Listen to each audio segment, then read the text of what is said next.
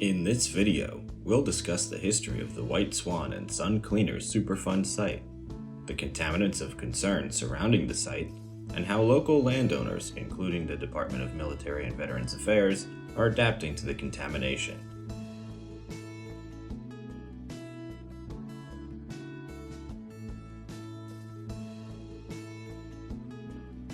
Hi everybody, my name is Chuck Appleby. I'm the Environmental Program Manager for the New Jersey Army National Guard.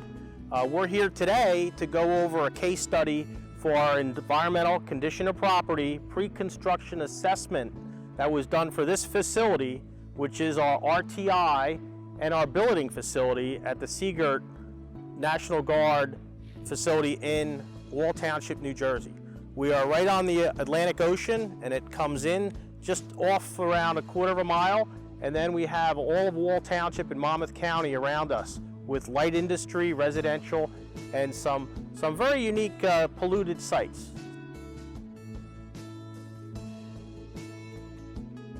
The White Swan and Sun Cleaners Superfund site is located in Wall Township, New Jersey, just over 1 mile west of the National Guard Training Center. The cleaners, which operated from about 1960 to 1990, are sources of area-wide volatile organic compound, or VOC, contamination. Like most dry cleaning operations, these cleaners utilize tetrachloroethylene, also known as perchloroethylene, PCE, or PERC, which is a non-flammable halogenated organic compound with exceptional degreasing abilities. Both cleaners disposed of their waste PERC improperly, dumping it on site. The resulting contamination wasn't discovered until the late 1990s, when a local homeowner notified the Monmouth County Health Department that their private irrigation well contained startling levels of PCE. After further investigation by the Monmouth County Health Department, the New Jersey Department of Environmental Protection, and the U.S. Environmental Protection Agency, the site was added to the National Priorities List, or NPL, on September 23, 2004. Hi, this is Chuck Appleby again. I'm over here in Wall Township. We're approximately a mile, a little bit more than a mile from our Girt facility. This is the Sun Cleaners site. This is a Superfund site that's located in Wall Township. It was a dry cleaners, and it contaminated a huge area here in Wall Township. Often you find these sites, they're not the only one. So there was another dry cleaners we'll go to in a minute. It's located approximately a quarter of a mile away. And then there are other gas stations and other contributors to this contaminant plume here that they've also investigated. And they found out that these dry cleaners, the two of them, are the main culprits in the whole project. So what we did is we looked into all the potential sites that were around us, and we went and did a file review and found out that we had these sites around us, and then we dug down deeper. And as we did, we found out we actually had wells located on the Girt property, and the plume was actually tracked in our direction. So we were able to ascertain that there was an off-site contaminant plume that was interfering with our property that we had to deal with regards to our construction project, which I've talked about, which is our RTI facility with lodging that we constructed. We'll talk about that a little bit more later, but this is the plume area. This is where it all started, and it's going due east to the ocean, and it's been leaking for probably around 30 years, if not more, and we have to deal with this. But again, this responsibility is not ours. This responsibility as an NPL site is the nation's. All right, we'll go on to the next site. Okay, we're here at the White Swan Dry Cleaners facility. The building has been removed years ago. A bank was built on the property, and then it was later that was identified that there was a lot of soil contamination here and groundwater contamination. Obviously, before they built the bank, they did not do much of a pre-construction assessment. The bank got hold of the property, they built their building, and they ended up having to tear the whole building down, and all that's standing today is a ATM machine on the property that they own, but they're liable for much of the cleanup costs because they did not do a due diligence survey ahead of time, an assessment to try to reduce their potential liability. This project here had a lot of soil removed over the last couple years. That was the remedial action that they decided upon. But as I told you before, this is one of the 2 sites that contributed to the groundwater plume that has gone over a mile eastward to the ocean. As it migrated down, it was pulled a little north by the Girt water system. The groundwater well would pump up water, so it was bringing that plume over. But it did make itself over to our Girt facility, and now it's under approximately 50% of our facility currently. So that's what we have to manage, and we'll go over that a little bit more on how we do that at our facility. But the pre-construction assessment and the file search actually included a look-see to see where these facilities were, and the file review turned up facilities like this. Now, New Jersey is very unique. They have mapped out and have online drawings that show where all the dry cleaners were over the years. So we're able to look at those, and then we could dig in a little bit further and do some research and find out if there's been any reports done, any assessments done to make sure that they're not contributing to our property. Even though that we're adjacent to the property, these sites are adjacent to our property, we have to make sure that they didn't contribute any contamination because it adds to the cost and the construction project, as we'll go over a little bit later. But today you wouldn't even know that this was a Superfund site. They actually took the sign, moved it to the back of the property, built the fence, and just have the ATM where people drive up to on a regular basis. So they've done a pretty good job, but again, this plume is going to be here for many, many years, and it's affected a lot of the properties that are nearby, their values, as well as the groundwater use and even the soil activities, if they're doing trenching or other activities to put in underground cables or sewer systems. They all have to now have pre-construction assessments done in order to ascertain if there's any contaminated soils or any hazards that might be there to the employees. Since being added to the NPL, the EPA has worked with the Potentially Responsible Party, or PRP, Bank of America, to develop and implement a remedy for the contamination. First, the EPA conducted indoor air quality tests at over 450 local residential and business properties, and installed 36 vapor filtration systems at properties with elevated VOC levels. At the White Swan Cleaners source area, 7,227 tons of contaminated soil were removed and disposed of off-site. At the Sun Cleaners source area, soil vapor extraction and air sparging of soils and shallow groundwater have already removed over 2,500 pounds of PCE. The EPA, along with Bank of America, are currently designing a pump and treat system to address the site's most highly contaminated groundwater. Moving forward, they will also continue to monitor the indoor air quality of buildings near groundwater contamination and install additional vapor mitigation systems as necessary.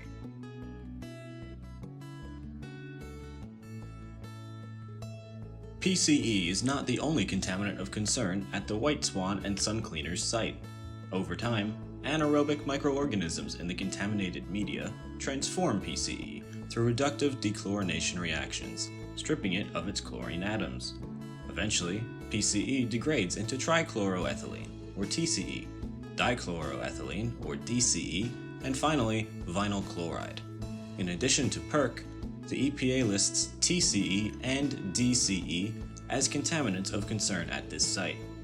Reducing exposure to these chemicals is a matter of great importance, as each carries the possibility of adverse health effects.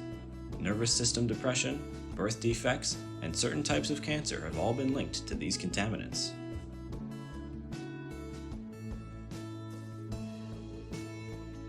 In the years since the site was added to the NPL, not much has changed for the average homeowner in Wall Township and Girt.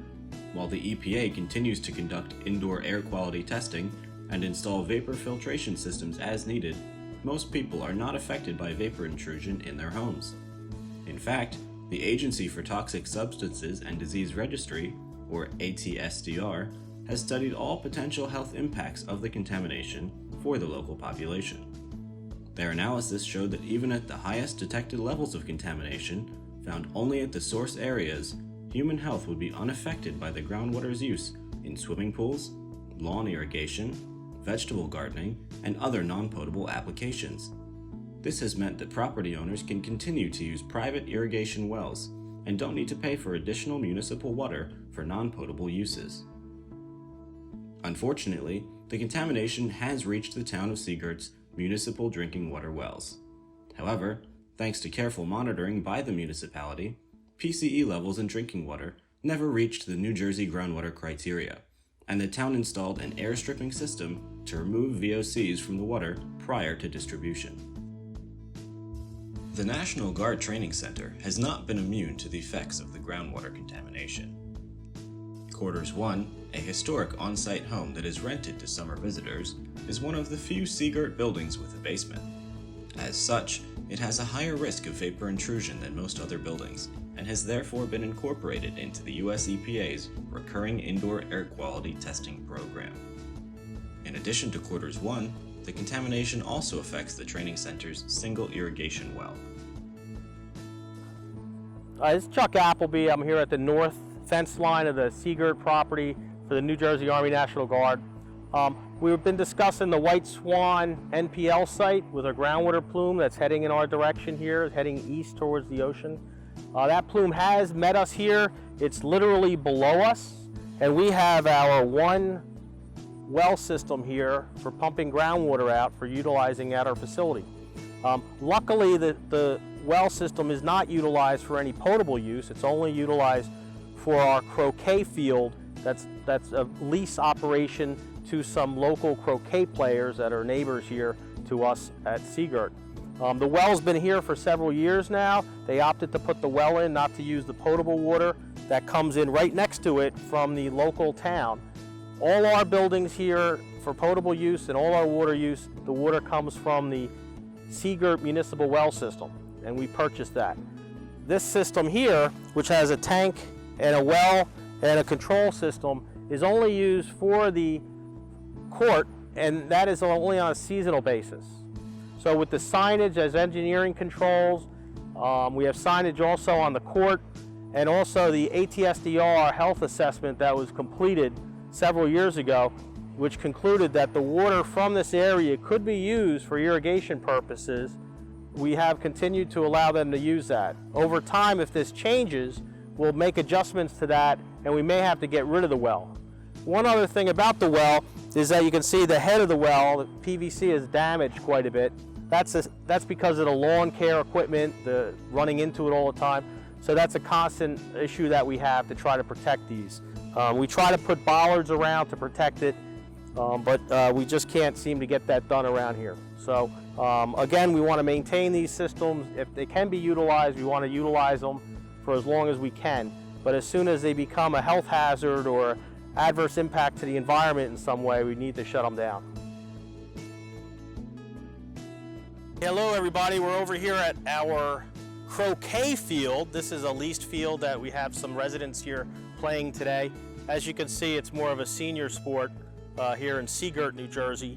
We're in November now, so it's right before they all flock down to Florida, but they want to get some final games in, I guess. So what we have here is we spoke about the irrigation well.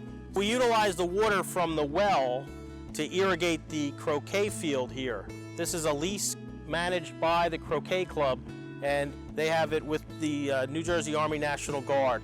The maintenance of their little croquet field here is approximately $50,000 a year, which they pay, but we basically provide them access and the utilization of the land, and they have their well working here. This area is also a view shed all the way down. You can see the Atlantic Ocean is down there. The plume extends approximately 2/3 down as far as you can see. Not quite to the ocean, but around 2/3 down where it's detectable, and then all the way south where a lot of our buildings are. So this was also a long-range firing range here for rifles, all the way to the target area, which is at the far end at the berm.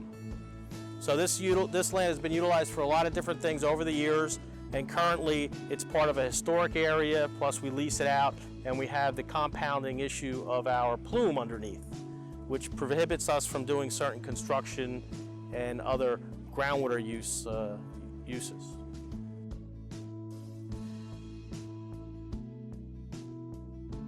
Our project was the construction under Milcon, approximately $35 million project for these two facilities. We had to demo some buildings, we had to work within a constraint of our water, sewer, utility that are available. And we also ran into a problem where we had off-site contamination. In the original contract, we included funds to manage any dewatering that would have to be done and some management of those contaminated waters and soils. But we had no clue that it would get as complicated as it did and have such a problem to the site to where it almost caused us to have to stop construction. We were able to come up with innovative ways after we reviewed the project, reviewed the contaminants that were here, did further assessing, worked with the New Jersey Department of Environmental Protection, came up with a plan that was to manage the soils and the waters, but in a most unique way. Rather than taking the dewatering waters and disposing them off-site as originally planned, which would take into account the disposal cost off-site at our DuPont site in New Jersey, which is a commercial facility that handles water like this, at a cost of upwards to $25 million, we were able to work and develop a plan to pump the water from this area right here over approximately 400 yards to our fields, which are now right next to our croquet fields and our firing range area, our historic firing range area. That water perked into the ground there and then slowly went into the ground, but it went into the plume that was of a higher concentration than we have here. That enabled us to get permits and approvals from the New Jersey Department of Environmental Protection to be able to do this work. And although there were delays, and we ended up paying for those delays somewhat, we were able to continue with the project and construct this beautiful facility that's now utilized all year long for the people in New Jersey National Guard and other facilities from around the country that come here. It was a great success, and we had to attribute it to all the stakeholders that we brought together, the New Jersey Department of Environmental Protection and the New Jersey Army National Guard project managers to be able to make this a success. So we've shown you all the different aspects of this off-site contamination, our pre-construction assessment activity, and how we utilize those tools in our toolbox to get things done and respond to problems that might occur during construction. So what was the big takeaway? The takeaway on the RTI project was we need to assess these things and come up with alternatives, some engineering controls in new construction. This building here was constructed after the RTI project. We had time to go into the project in the engineering design standard that we were developing and put a vapor recovery system in. So in the foundation of this building is a membrane system that precludes vapors from the groundwater rising up through the ground to the building to get into the building and have any adverse effect on any of the inhabitants here. In this case, it's a business, it's MedCom, it's an RTI annex, and there's a lot of people inside, and we want to make sure we provide a very safe environment for them. Most buildings operate on a positive pressure, and that basically keeps everything out. But often you have a negative pressure depending on the way the HVAC system works. That could draw vapors up. By putting this membrane system in, which seals every opening and every pipe connection that comes in under this building, it's sealed to where no vapors can come through to such an extent that you could actually put a vacuum on it. And if we ever have vapors, this system, which is currently passive, which allows air to flow through the system and out, you can put an active system on by putting a blower on it and drawing air out through it to keep vapors from entering the building. So this is the most state-of-the-art vapor system that they have that's been installed here at Girt and most in New Jersey. But New Jersey is going to a standard practice of installing these systems just because we have so many brownfield areas, off-site contamination, and also unknowns on where we build and construct these days. So as you can see, we've included in our project the vapor system, and that's been very prudent. It's cost approximately like $50,000, I think, to do the whole system install, design and install.